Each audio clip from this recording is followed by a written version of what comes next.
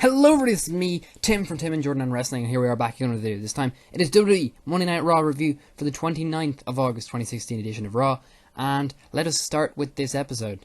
Alright, the episode starts as we get all the contenders in tonight's main event, and that is of course the main event that we've all been waiting for since last week when it was built up after Finn Balor unfortunately lost the title after 1 day, 24 hours. That was really disappointing in my opinion. I was so annoyed when that happened. I gotta say, he's probably my favourite. He was my favourite wrestler, the current roster on Raw. I just loved him so much, and yeah, I've been building up. I've seen every match he did in NXT. I enjoyed the guy so much, and honestly, I think that it's a real letdown that he got that injury, and yeah, that happened. But anyways, moving on, we gotta look to the future here, because I see the new champion crowned tonight. Actually, they can surprisingly no boos for that championship tonight was nice actually, and a good way to start the show really. Just have all the contenders out there, a good mix as well. So it starts off. Seth Rollins says he is the favourite to win the championship, which again, Seth Rollins we're talking about here. He says he will donate the speaking time to KO for the rest of the time after giving a long sprawl of a speech here. Owens is excited and is serious, saying that with Zayn out of the picture, he is focusing all his time on the title. But as we all know, Zayn actually competed later on the night, so it was a bit of irrelevant piece of data there, because of course he's still active and healthy. So you saying that he's out of the picture only really means, oh, he's out of the title picture. But he's still there. I mean, he can still beat you up, I don't know. That does bring many flaws to the idea of a no DQ fail 4-way, but let's draw our attention away from that. So Owens, very excited, and of course he says he is the prize fighter, and under pressure situations, he will win the title. Big Cass starts talking after Roman Reigns is completely silent, because babyface heel, not allowed to talk, because he's big fighter, kills everyone. We'll see about that. Says he is the new, He is new in town, he's only been here for a few months, and that size matters. Then looks towards Rollins, little under the belt joke there, to be honest. Yeah, that was an underhand joke, to be honest. Moving on, where was I? Rollins is pissed off and says, when it comes down to Reigns Reigns, Rollins is confident that he's going to come down to that he will win between all the other three. And yeah, he says he's better than Reigns, and of course Reigns is Reigns, so yeah, the fight ensues. Yay! And they all fight each other, big brawl, and that segment ends. Very good segment, actually. I was thoroughly entertained throughout. It does help that there's a nice walk culture sign in the background throughout the entire show, but again, a nice way to start the show. It's always shaking up each week. Again, post Authority era, we got a nice openings all the time. I love them. I know in Smackdown they'd have those cool comedy, or sorry, not comedy, cold openings where they have something really weird or unusual happening each week. Raw does it classic sort of just long segment to start it off. I like it because it kind of draws you into the story, and then throughout the rest of the show you're just kind of really excited to see what happens in the main event. I like it that way. Personally, I think that's good. So moving on, Jericho is annoyed by Neville saying that he will get not it, but the gift of Jericho. Drink it in. And he also calls Neville Mighty Mouse again, which is nice. So they have a match, obviously. Neville versus Jericho. Neville reverses a superplex into a crossbody clothesline. He uses his experience to use reverses on Neville. This is Jericho, by the way. Neville reverses a chop to the head with a head kick and hits a standing shooting star press. Very impressive. Just like Apollo Crews, I think. Or he did a backflip. I can't remember. But I think it's pretty similar to Apollo Crews there. Gimmick infringement. Springboard moonsault on Jericho outside. Neville comes a running bulldog and reverses it into a pull, throwing him into Jericho into the turnbuckle. Jericho gets a reversal in a pin attempt to attempt Walls of Jericho, or as he calls it, Line Tamer, because it was using the head. I can't believe the announcer was saying Walls of Jericho. It was the Line Tamer. Anyways, let's not get angry. He also reverses this from a Red Arrow, which is very impressive. And Jericho, as I expected, which is kind of weird, I expected Jericho to win. He needed a pick-up win. Again, I'll say this about Jericho. He's a guy that pushes other guys. I don't care if he gets a win here and there on Raw. It doesn't matter if he gets a win, because that's good for Jericho. But ultimately, the final destination is Raw. Is at the end of the road, at the end of the time of the feud or whatever. Ultimately, guys, the other man goes over. That's all I care about. I think that's a great ethos for Jericho personally. I think he's just there to work. He's extended his career by doing this, and honestly, I think that's great for him. I think he's making a wage, and he's doing a steady stream of feuds, which is great. So he's clever working, and he knows that this is how he's going to extend his career, and how he's going to keep a name for himself, and a steady name for himself at that. So I'm really grateful for this guy for being here, because he's doing an awesome job at it. So yeah, great for him. Anything else to say about this segment? Not really. Neville has a really dangerous style of wrestling, doesn't he? I mean, I have to say that. Like, honestly, he is mad in the ring. All of these moves, you couldn't believe it. I couldn't believe these were happening. He jumped out of the ring. He was diving out of the ring. It was mad. So, I mean, it brings me back to that Talking Smack segment last week, which I didn't really talk about, but I think Jordan did. I'm not sure if he talked about it, actually. Talking Smack segment, of course we all know, Miz shoot kayfabe, I like to say. It was a kayfabe, it was a planned talk, but it's a planned thing he was doing, but it sort of reflected the truth about Daniel Bryan having dangerous work style that got him out. I feel like this is something similar to Neville. I think Neville should try and take this in, because the way he's working, it's also dangerous. And forgive me for saying it's exciting, but Neville, it doesn't need to be that necessarily dangerous in every match. I mean, I say this all the time.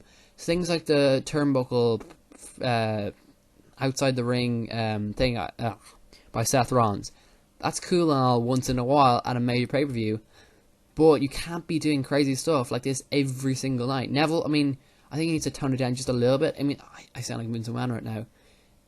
It's just, I don't know if he can pose himself for that long. I think he got injured a while back. Again, people like Cesaro, necessarily not his injury, but definitely a high flyer. You should be really careful what you're doing out there. It can be mad at points, and I was on the edge of my seat. Whoa. So yeah, I know this has been happening for a while. Obviously, Neville is like that, anyways. But again, I'm just gonna say it. If he gets injured, you know why. Right, moving on from that nice segment there. Nice transition into a happy, fluffy, awesome segment as well, because Raw just continued to get better. It continued to go boom, boom, boom. I mean, the middle of the show was pretty bad, but everything from the start and the finish was great. So let's get on to our next segment here, before you all die of boredom. Earlier on the night, Bayley meets The New Day. I was so excited, because Bayley is a woman I really wanted to see with The New Day. I mean, she kind of fits that perfectly, the happy, smiley type character. So it was great seeing her there with The New Day singing the song of The New Day. Oh, sorry, not that song. Hey, you want some Bayley? That was the song she sang, by the way. Dana Brooke comes along, ruins the party, and she's visibly annoyed, obviously, with her loss. She said she's going to get Charlotte ready to fight Bayley. Bayley versus Charlotte confirmed. That's probably happening next week, because we know how paper thin this roster is. This needs to be an extended rivalry. Again, it seems like they're already pulling at strings on this rivalry, because they know no Sasha Banks, and they can't have Charlotte versus Bayley week in, week out. So either going to be creative with the feud and have maybe DQ finishes or so forth before the next pay-per-view arrives, because we know Sasha Banks is going to be returning, but we don't know whether she's going to be back for the next pay-per-view. By the way, I don't know when the next pay-per-view is. I know Smackdown one's this month. Will the Clash of Champions, which is for Raw, will that be next month? Because by that time, maybe Sasha Banks will return. We don't know. But again, extending this feud out is going to be difficult. So we're going to see what happens. Dana Brooke, Bayley, Charlotte, they're the main players. Does this mean that they're going to have a continuing feud between the two members and just one-on-one singles matches? Possibly, but the infusing tactics, because we know right here that Dana Brooke is also featured alongside two others, which I will get to a segment in just a second. I'm not like most girls. Anyways, it's Nia Jax, and Nia Jax is in another squash match versus Jobber with Japanese symbols. That's what I'm going to call her for this match, because it was an ultimate jobber match. Again, we're continuing with the 2 jobber matches a week, because Raw is... Now, the thing is, I don't blame Raw for, having to stretch out with different, sort of questionable choices of matches like this to fill up the card, but these are getting boring. They're getting strenuous to watch twice a week. We get these because we get the Braun Strowman and the Nia Jax segment. And the thing about it is, I know Raw had the potential to actually put on good matches and not have these squash matches to take up our time and annoy the hell out of us. It's almost like a certified piss break, but it's too early on in the night because it's only like 45 minutes into the show. I want the piss break in the middle of the show. So this was questionable at best, and who cares, because Nia Jax won. Again, we know how strong you are, we don't care. I had this argument before with Braun Strowman. We know how strong you are, you don't need to keep jobbing out jobbers, because you're not making it any better. We already know the height of your powers. Now you're just beating up people. It doesn't make you any better now, because you've done it before. So the idea that you should be taking on obviously a higher class of women wrestler, and the whole problem of where are the Raw women wrestlers, but we need more of them, please. I know Bayley was a good choice to fit in, but again, more, it's almost like there's no one else. There really isn't, but Nia Jax needs that stronger upper card. So in my honest opinion, maybe a match with, say, Dana Brooke, it wouldn't really harm much because it's Dana Brooke, come on. Possibly a feud there, but again, they almost seem like Dana Brooke isn't the greatest worker, whatever. Bring up an NXT, no, I don't know. NXT women's roster, by the way, is so much better. Yeah, it's just like a level above. I'd say SmackDown and NXT are pretty close when it comes to talent. Maybe even put NXT above, possibly, maybe. I just like Asuka a lot, and yeah, I just like Asuka a lot, to be honest. Damn, they need her at the moment, but again, NXT also need her. I think SmackDown has a really strong roster as well, with Alexa Bliss, Becky Lynch, even like all the rest of the women's wrestlers, like Eva Marie, which I know isn't actually a strong wrestler, but Nikki Bella, Naomi, and a bunch of others that I don't even have time to name because there's so many. God, I feel bad presenting Raw and giving out, but it's not their faults really. Yeah, I know. I'm going to rant here. Let's get on to the nice, happier segment next. Alright, so our next segment was Jinder Mahal versus Sami Zayn. And if you notice, I have not put a picture of the match. The reason for this is, I literally wasn't bothered to find a picture for this match, because there's no need for it. Again, it was a certified squash match, as I should say. Jinder Mahal Sami Zayn went over, I should say. Even though he's a little bit injured, on that knee. The kind of philosophy or the mentality going into this was Mahal was playing aggressively and attacking the ankle of Zayn. Zayn, though, he didn't care. It's Zayn, he doesn't care. He comes back from any adversary. I almost feel like him having an injury actually helps him, because Sami Zayn with an injury is like anything overcoming the odds like you've ever seen before. He's amazing. So Sami Zayn overcomes everything. We all know that, really, don't we? We know that by now. So he hits an exploder, a haluva kick for the win. Sami Zayn, 1, 2, 3. What a win. And Sami Zayn, bang, bang, bang. Don't know what's quite happening with Sami Zayn. Again, he's been mid-carded to the absolute max right now. So, again, I would like to see maybe him against Neville. Because, again, you can't have Jericho versus Neville every week. No. You can't have Neville just having random matches. I want to see him have a good, strengthy, long match with Sami Zayn. And I know we've seen that before, guys, on NXT. But I would like to see that again, because NXT wrestlers, again, one-on-one, there hasn't really been a bad one. Hinty hint. Okay. Our next match was New Day Rocks. Yes, New Day are in a match. Wow. With Bayley versus Dana Brooke and the club. Nice. Before we got this, we had Gallows and Anderson before this we had a little segment where Gallows and Anderson again were at a different place. Instead of being doctors, they retired from being doctors. They went to the retirement home, and instead they said they were retiring the Dudley Boys. Obviously, they did that last week where they just basically decimated the Dudley Boys on their way out. And this time they're saying they're going to take out the New Day, and they're going to do this with a new doctor where they introduce Dana Brooke. You must be getting very desperate if you're going to introduce Dana Brooke as a new piece. Wow, that was weird. That was not expected. Dana Brooke and the club. Sort of like what they did with Alexa Bliss and Wesley and Blake. Except, I don't know. The club are better. The club are way better. They're miles ahead. Anyways, let's get into this, because the New Day are awesome, and they have this little Bailey thing where they start dancing. God, they never get old, do they? I think last week I was really dour and just kind of like, oh, the New Day are getting so bad. Not really. No. They just had an off day on the pay-per-view, really. They're really good tonight. So, even without speaking segments, I just love them.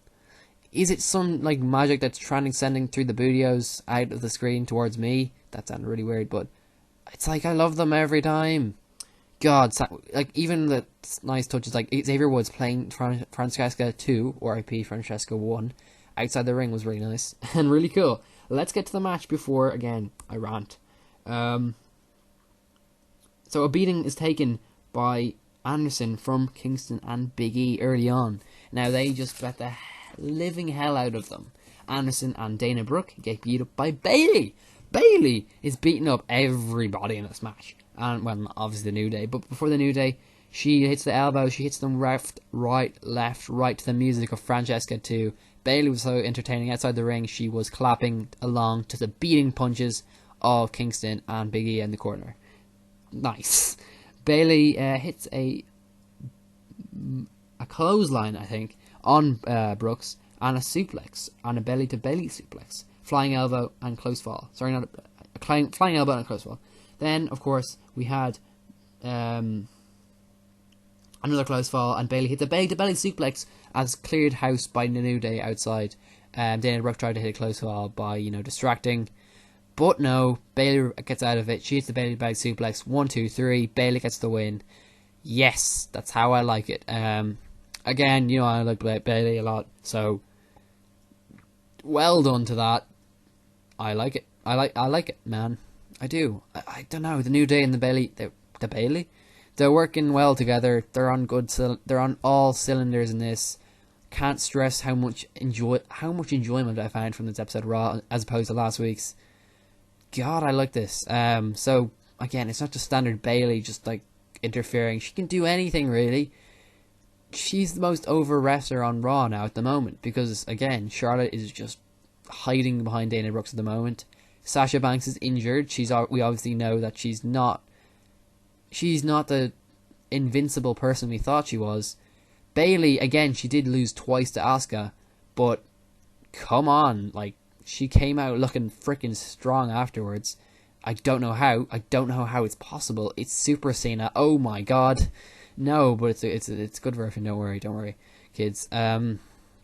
She came out of that looking strong. How, I don't know. She just kind of like this personality, perseverance, really. And now she's on Raw and she's over as hell. And the crowd, she got the second biggest pop of the night. So well done. Bailey is going to be fitted in straight into this promo. Really nice. I don't know if they're going to do it again. If this is a one-time only deal, please have it again. Please have the New Day come out. That would be cool. That would be nice. Bailey, she's going to be again next week, of course, with Charlotte. There's going to be some sort of interference before their big match. That's going to be awesome. And Dana Brooks, please no interference. Please, let's make this fair. Stop. But again, it's Raw. It's not going to happen like that, is it really? It's not that simple. I can tell you that. Dana Brooks is going to interfere at all hell. But Sasha Banks is another element that we got to consider. When is she coming back? When is she going to strike next? We don't know. So, I know. I expect her to come back at the interview, but she could be back before that. We don't know. She could make a surprise interference. We never know. Speeding up right along, get our next match, and Cesaro versus Sheamus, the second match of the best of 7 series.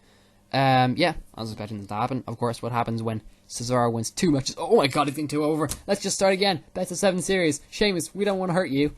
Yeah, that was getting a bit suspicious. But again, the booking, pretty predictable to be honest. The match starts off, Cesaro giving Sheamus an elbow, and basically just, being a bit dominant at the start. And a suplex sort of attempt by Sheamus. Cesaro hits a corkscrew uppercuts off the rope, which is beautiful to watch again. And lots of uppercuts from Cesaro by the ring.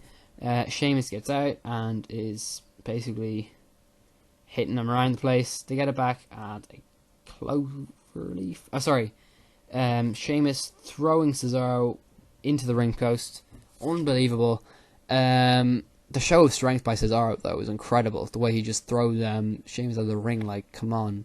Like he's a sack of potatoes. Even lighter than a sack of potatoes, like a freaking flour. Sack of flour. That's not a thing. Oh, I don't know what I'm doing today. So Cesaro loses, though, because Sheamus, with a clever bit of psychology, gets the cloverleaf on the back. Finally, he's doing the cloverleaf for once. I mean, he never uses that move, does he? Cloverleaf and the win for Sheamus, which is 2-0 up. I was kind of expecting that, 2 straight wins from Cesaro, 2 straight wins from Sheamus. This is how I'm going to book it. I'm going to predict it like this. Sheamus gets the next win, which probably won't happen, but still. Sheamus gets either gets the next win or Cesaro gets the next win, but Sheamus gets the following win, so he's 3-1 up. 3-1 up. This is a big differential. Remember what the Cleveland Cavaliers did when they were down 3-0 or 3-1 to the Golden State. They came back and they won. So Cesaro's going to get the next one 3-2. Everything's going to be lined each week. Cesaro is going to come back 3-all at the pay-per-view. Guys, Clash of Champions, whether it be 1 month from now or 2 months from now, which is kind of like it's not really 1 month from now, but really, wherever it is, Clash of Champions, the big finale, 3-all, best of 7 series finale. Cesaro goes over. Now, how do I know this? Well, Cesaro, again, he's crowd on his side, and you can tell from Mick Foley likes the guy. He just does. Come on, guys. A guy like Mick Foley, he's definitely going to respect a guy like Cesaro. And even Stephanie McMahon, she kind of has to agree on this. I mean, if it's going to be believable, we all know Cesaro's going to win. I don't think they're that much into Cesaro Sheamus in terms of wrestling. And Sheamus, again, I like his entrance and all, but boring. He's boring. As a heel, he just doesn't do it for me. I know people are saying, he's a face, he's a much worse face, but he's a talker, and he's a good talker, so even as a heel, he should be at least talking. Yes, he does have these nice segments before where he does, I guess, talk, and they're quite entertaining, but again, everyone hates him. So, I mean, actually he's doing a pretty decent job as a heel. He's one of the most underrated heels out here. But again, ultimately, Cesaro goes over. I keep saying it makes up the name. Cesaro goes over in the end. That's how I book it. Okay. Alright. It's Braun Strowman, guys. And he's taking on some Mexican-American thing Donald Trump would not approve. Americo. He actually probably is American. I feel bad now. He's just wearing a luchador mask. I'm just saying. Okay, I'm just saying. He's quite small. I'm so bad. Yes, Strowman wins. No more to be said. Moving on. Our next segment, it was what we had been built up for pretty much a long time. It was actually finally Stephanie McMahon addressing of course, Brock Lesnar and all this business. Again, on Smackdown last week, Shane McMahon stated that he was not happy with Stephanie McMahon and how she approached this with her only $500 fine because, of course, Shane McMahon was injured in the process from Brock Lesnar, a Raw superstar. But Stephanie McMahon acts like, nah, Smackdown didn't happen, and she just continues to ask for the $500 fine, not addressing anything about Shane McMahon. So in this segment, Stephanie McMahon arrives, she addresses what happened to Orton actions of Lesnar. Paul Heyman arrives with McMahon saying to apologize, saying that, Brock Lesnar, I completely apologize though for him. Now we do get ECW chants, which Stephanie McMahon cleverly says, I bought that company years ago. Good for her, honestly. And then some CM Punk chants, obviously, and yeah, funny how they just ignore the shit out of those.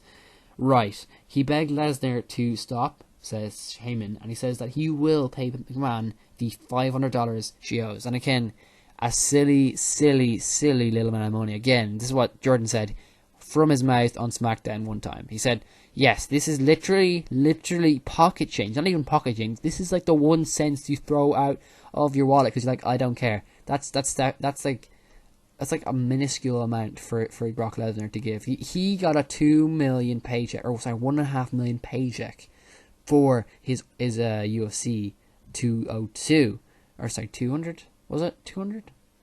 Yeah, 200. I can't even remember the UFCs at the moment. UFC 200. He got that payout now. He's all happy in the bank. I did talk about this last week, I think. It's nothing to him, so he doesn't really care. So again, Heyman's kind of playing at Stephanie, going, ah ha ha. Then, of course, he gets into his whole Lesnar is champ, Lesnar is monster. Then he says, you know, how McMahon is in trouble because, you know, she's in that compromising situation. Not sure what the compromising situation is, really. Second man could just fire Lesnar. I guess what Lesnar's trying to say is, you can't fire him. And Second man's like, oh, Lesnar is very good for the company, so I don't know what she's doing at the moment. I guess that's what he meant by compromising situation. I think this is kind of shoot. This is bordering on shoot. Again, Stephanie looks so angry throughout the entire thing. She did a great job at keeping it down, but you know, on the inside, she is completely pissed about this. So again, she kind of keeps it quiet. She goes, hand over the money. Paul Heyman proceeds to take out a giant wad of cash and chuck her $1 notes on the ground. She is dead angry. And this is not like Stephanie McMahon where she just starts shouting. She's even scared because she does not say a word. She stands there in the middle of the ring. And at the end of everything, she says, okay, I accept the money. And yeah, she leaves. She accepts the apology and she leaves. Wow, this is not the end of it, of course. We know that. But, oh my god, a segment and a half. That's an understatement, to be honest. Wow, this is interesting. I'm gonna put it out here. This is not the end of this, but Brock Lesnar is staying around for the long haul. I said it before. I've said this against what other people are saying. Other people, saying, "Oh, Brock Lesnar's gone for the long haul." Hell no, he is not. Yes, Lesnar is going to be here, and I think they kind of already had him booked for WrestleMania. Yes, I know, it's all mad me saying this, but come on. You don't think that they're going to have him at least have a story build into their WrestleMania, their big WrestleMania 34? No, that's just stupid to think otherwise. Again, you never have like a uniting storyline between the two stories. This was the only thing they really had, and it was kind of like, it kind of made it feel big because, it united two shows. It felt big, and the reason that Lesnar is still here, he's going to have a match. Just, it's not necessarily going to be a good match, but it's going to be a match. I would be surprised if they do an Undertaker rematch at WrestleMania. That would be mad. Imagine though, that I don't think they'll ever do that in their wildest imagination, but they're going to find an opponent, and you're going to have to watch it, guys, and a lot of people are going to be excited to see it. So I might be eating my words here and saying, but whatever Stephanie McMahon is saying about there being consequences, it could just be Lesnar being suspended for 3 months, 4 months, 5 months. It doesn't matter. He'll be back for WrestleMania, and yeah, that's it. He might make an appearance at SummerSlam or Survivor Series. He might, be on Paul Heyman, or sorry, on Lesnar's behalf. Paul Heyman might be speaking for him all the time on Raw. Again, we kind of predicted that Lesnar would be here on Raw. He needs to avoid all that shit from what you get from the public eye. But yeah, guys, yeah, this is going to go on. This is going to go on, go on, go on. We're never going to get the full story, believe me, from Segman or anybody on board behalfs on TV. But backstage, they must be fuming, to be honest. Anyways, moving on. Moving on to a segment that no one ever wanted. Another Darren Young and Titus O'Neil segment. Again, this has been going on. I kind of counted how long this has been going on. 5 or 6 matches of... Well, I mean, forget matches. Encounters. I'm going to put that in inverted commas. Tag team stuff and stuff like that. 5 encounters in the last 5 weeks. Which is pretty mental, to be honest. And they've all been boring as the first. The first was fine. I was like, okay. Second, why are you doing this? Third, come on now. This is not fair. Fourth, I'm asleep. Fifth one, I've already killed myself because I can't bear to watch this anymore. I've already switched the channel. I've gone to Smackdown. No. Sorry, I say up there. That's weird. Yeah, guys, O'Neal clotheslines Darren Young out of the ring. D Young hits a clothesline rolling on Damien. And O'Neal, and he gives out the referee. O'Neal attacks after the match, and Darren Young wins. Again, O'Neal's attack so predictable. Darren Young, man. Darren Young. You know what? I can't even feel who I'm more disappointed in. O'Neal's crappy mic skills, or Darren Young just being an overall. He could have made this really good. He could have made this good. He had Bob Backlund, one of the most loved individuals in WWE. That's kind of debatable, but one of the most out there. And you couldn't have done a good. He's not even good, to be honest. Bob Backlund isn't interesting. Darren Young isn't interesting. Tyler O'Neal isn't interesting. This isn't interesting. This is not good. You can see people. You can literally look at the picture there. You can literally see someone holding their head. You can see everyone with the most bored expression they've ever seen on their life watching this. They're all asleep. They all want a piss break. This is the piss break. Every week, same match. You've killed 2 wrestlers and killed Bob Backlund. Honestly. I speak no more about this because it's just infuriating to watch each week. Again, I would book them in a new promo. I would say, put them separate ways. If you're going to bring them... I thought the Primetime Players idea was something not really original, but at least it was something new. What you're having here is one goes over one week, the other goes over the next week. The one goes over the next week. It's classic booking for an exciting feud or a personal feud. This isn't being personal. This just feels like they're jobbing out each week. It's not funny. It's not interesting. It's not dynamic. It's not anything. It's just there. It's just there to watch and not fun and not anything. Please do something new next week. Now, I recommend having them each on a different partner. Okay, the story is they find a different partner to face each other and see who works better, who was the better member of the tag team, by teaming up with another tag team and seeing who wins. I think that's a clever idea. I mean, if you have them in one single contest, you don't really prove who's the better. Yeah, you do prove who's the better. You don't really prove the best wrestler because you know one way or another they're both gonna just go dirty pins. So you got to get 2 of them to form their own tag teams and compete against each other and see that way, because that way we're gonna know who was the better member of the tag team, shall we say. So honestly, I think that's a good idea. I think that would work. But again, this is just going to be this. It's going to be this. Not going to take on my ideas, because that would be stupid. Right, let's move on. And now, the main event of the evening. I know I'm dragging this out like literally nothing else. This episode of Raw, again, by the way, just before we get to the end and do a big overview of it, very, very impressive so far. Such a far cry from what we saw last week on Raw. Oh my god. So much better this week, to be honest. Not necessarily as good as our very first episode of Raw, our very second episode of Raw, which was really strong, of the new era, but come on, it was such a good episode. Anyway, moving on to the great main event, Roman Reigns versus KO versus Big Cass versus Seth Rollins. Applause. Round of applause for the build that we saw at the start of the show. They made this seem personal, they made this seem exciting, from one promo, one segment of Raw. They made it seem like a good feud. Good 4-way feud. That is impressive. Anyways, I actually really enjoyed this match. And Roman Reigns was in it. The one thing I have to say about Roman Reigns is, when he's booked with good wrestlers, he puts on good shows. No doubt about it. He wasn't being carried by the other wrestlers necessarily. He was just having good matches with those wrestlers. Cass, yeah, he was alright. I mean, you want me to say more about Cass? He was pretty over. Yes. And he came with Enzo Amore. Obviously, they can't separate the two, apparently. But God, yeah, he was just kind of mediocre in the ring, to be honest, in this match. I have to say this, guys. Roman Reigns is working better than Cass. Gotta put that out there. Am I missing something? You felt a bit awkward running around with these people. I'll just walk through our way through this match before we get to the big segment at the end that you all want me to talk about, but I'm not going to talk about it yet.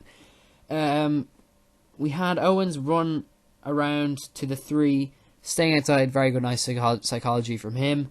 He stays outside. Cass Big beats Reigns over the rope, but is a suicide dive by Rollins onto Cass.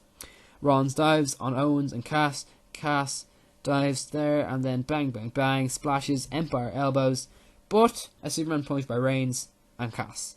Frog splash by Owens, a great frog splash by the way, and Cass for the pin. And Owens actually pinned Cass and he was out. By the way, Cass, finisher really bad. Hate the finisher actually. Well, the Empire elbow is alright, but the boot, come on, like, be more original than that. So yeah, Cass again, he was alright. I mean, he was exciting. He was taking people out all sides. He looked big, he was strong, but he just wasn't anything special, to be honest. I'm not downing him as necessarily. I'm just saying, yeah, he just wasn't perfect. I'm just gonna say it out there. I'm just gonna put it out there. Yeah, he was the weakest of the four. I'll just put it there. So moving on, obviously Cass eliminated. It's obviously an elimination match, which I didn't realize, but again, that kind of makes sense. That's cool. That's awesome. Roman Reigns, Kevin Owens, Seth Rollins. So the three decent wrestlers in the match. So we had a frog splash by Owens on Cass for a pin. Reigns starts to get a bit more dominant as we go on with a attempt at different Superman punches, kind of expected, but a superplex plant by Rollins. Reigns caught a flying Rollins in the air with a Superman punch. Then we hit some cannonballs by Owens and a sit-out powerbomb, a close ball by Reigns. Very strong sit-out powerbomb the way. The match continued on. Suddenly, Reigns, Rollins were outside. Owens, cleverly kind of just moved out of the side. And the finish of the night. Let's get to that. And when I say finish, guys, I mean finish of the year, finish of the decade. Wow, Triple H came out. He pedigrees Reigns firstly outside the ring. We all know that's going to happen. Bang, he's gone. Big cheer. Again, great booking. Triple H taking out Reigns, putting him out of the equation. Hello, goodbye Reigns. Get out of there. You did a good job. Now let's move you along, because I knew Reigns was going to win. I said this last week. No way in hell he's going to win. Someone posting a video saying he's going to win. Hell no, he's going to win. Shut up. He gets a title shot. You don't think he's going to win every title shot now? No way, Jose. Moving on, we go back in the ring. Triple H is like, hello, Rollins. Come on, you got a title to win. So he's like, obviously our old partners here. Evolution at work here. Evolution? The Authority, I mean. What am I saying? Authority, Old Angle, reuniting, Triple H back again. I don't know how long he's been on Raw. It's like his due appearance. He has to make that appearance at least like once every 6 months, or people are like, are you dead? So again, he goes into the ring. Rollins is kind of lying there, like smile on his face, like, I know what's happening. Then Rollins obviously gets to his feet. Triple H is ready there. Kevin Owens watches on. Triple H turns to Rollins. Pedigree. Position. Mad gasp from the crowd. Pedigrees Rollins. I have to keep clapping, guys. What an episode of Raw to watch. What a time to be alive. Pedigrees Rollins. Kevin Owens looks on the most shocked expression you've ever seen in your life. It's sort of like watching, I don't know, watching Michael Jackson come back from the grave. Pretty shocked, like, the heck. So then he gets and this is easy pick. Triple H moves out of the way. He's like, sort of, are you with me now? Are you with me now? Because I kind of did you like a big job there. And then of course, Kevin Owens goes straight for the pin. 1, 2, 3, gets the win. Now, isn't it this? I said Seth Rollins was going to win, so technically you would have been right if Triple H wasn't there. Seth Rollins would have easily put away Kevin Owens. I'm not going to say that like Kevin Owens would have a chance, but at that moment in time, Kevin Owens was down and out. But they were both down and out. It really could have been either way, actually, honestly. But Triple H put it over the edge. He gave Kevin Owens the win. Biggest twist of a long time, actually. Again, since like probably going to be telling me the bigger twist this year. But screw you. I love this moment. Raw. I might even say this is my second best Raw of the year after our first New Era Raw, which was amazing, by the way. This could probably top it, but again, I don't know quite yet. I'm kind of mulling it over in my mind. There were still some lowlights of the show. Wow, so Kevin Owens gets the win. He is the new Universal Champion. Again, for some reason they said this was their first Universal Championship match. Oh, Stone Man, why do you say that? This is the second match. We had Seth Rollins versus Finn Balor at WrestleMania. Or sorry, SummerSlam. Why am I saying WrestleMania? I said Survivor Series before. I said SummerSlam or Survivor Series. I don't know. It's Kevin Owens, guys. I can't even say it anymore. God, what a show. Anyways, we're running overtime, actually, really. I should have been under 30 minutes. Under 25 minutes, technically. But, yeah, we're definitely going into overtime here. I just want to say, Kevin Owens, another clap for him. Because Kevin Owens, prize fighter, again, best wrestler on Raw. I know I say best awards here. He is totally deserved of it. If you're cheering for a heel and saying you deserved it, you know this guy is something special. Kevin Owens, oh my god, he deserved this. Well endowed. What a way to do it as well, because we all know he's a heel. It's all very confusing, to be honest. We all know. Okay, so here's the thing, right? Stephanie McMahon, she's sort of heel, right? She kind of supports the Rollins figure, so she's kind of heel. We can all agree with that. Mick Foley, kind of tweener, because he kind of supports Stephanie McMahon, which means he kind of supports Seth Rollins. But he likes he likes most wrestlers. He's more like Regal. He's kind of, in between, we say. Then you have Triple H. Triple H coming out of the woodworks. Where is he exactly? Is she a face? Is he turning face because Kevin Owens? Is he going, Kevin Owens is a face now because he's supporting him? Clearly not, because it was such a weird finish. You'd think that maybe this means that Rollins is a face now? I don't know. So the thing is, I'd say Triple H, with that kind of cheer, you'd think, oh, he's a face. He's a face right now. Same man's probably going to be really pissed off and just hate Triple H. But no, to be honest, I think it's the other way around. I think Triple H is definitely the heel here, and Kevin Owens is the heel. Big heel. We all know he's a heel, so I don't think there's like a face turn at all. I think there's just a nice cheer for him, but I think he's going to be a heel champion. It's always good to have a heel champion, and then returning Finn Balor to face off against Kevin Owens. Wow, at WrestleMania as well. And that's hoping he keeps the championship for that long. I think a long, strong reign, because after having that short one-day reign, you don't want to be messing around with that belt too much, because damn, you want to start the prestige off good, not bad, good this time, okay? Good. Have a long Rollins type reign. Well, not Rollins type reign, but a good long reign. Kevin Owens deserves it. He's had 3 reigns of championships in the last time. He's being pushed, guys. He's being pushed. So believe me, great for him.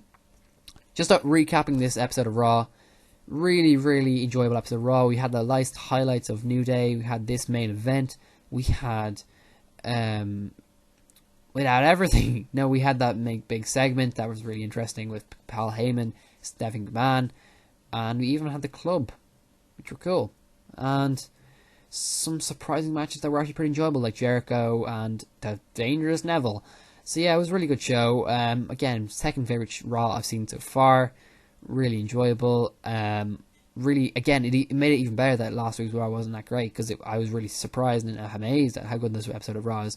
Yes, I kind of was spoiled on the main event finish, but it didn't really matter because I just really enjoyed watching it. I relished this whole episode of Raw. It's like, I want some relish on this. I didn't actually say that or do that. That would be weird. But yeah, really good episode of Raw. I would recommend you go watch this, or even watch the main event, because it's really good. It's really good, guys. Like, subscribe, comment below, share, favorite, do all this kind of support me. Thank you guys for watching, and yeah, hopefully you enjoyed this episode of Raw as well. Leave your comments below, your opinions, and yeah, I hope you enjoy it. So yeah, great episode of Raw. Thank you guys for watching. See you all next time. Bye.